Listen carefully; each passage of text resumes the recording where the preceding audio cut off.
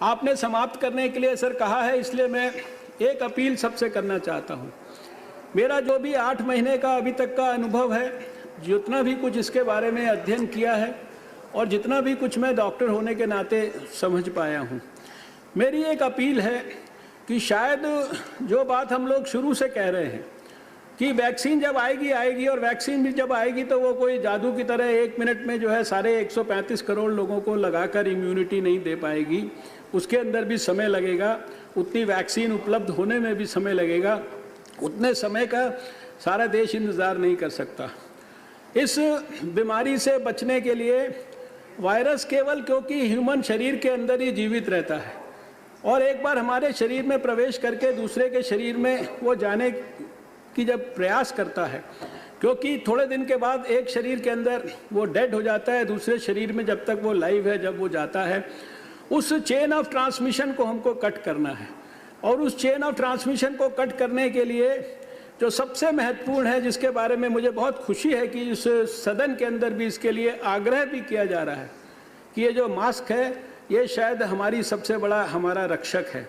और इस मास्क के बारे में जितना ज़्यादा हम हमारे क्षेत्र में हमारे पार्लियामेंट मेंबर्स लोगों को, क्योंकि जब से अनलॉक हुआ है लोगों ने समझ लिया है अनलॉक का मतलब कि वायरस कंट्रोल हो गया, अब जो है हम लापरवाही कर सकते हैं, हम बिना मतलब के फंक्शंस में भी जा सकते हैं, हमारे को 2 गज की दूरी मेंटेन करने की ज़रूरत नहीं है, हमको अपने हाथ की हाइजीन के बारे में ध्यान रखने की ज़रूरत नहीं है, हमको सैनिटाइजेशन के बारे में विचार करने की ज़रूरत नहीं है।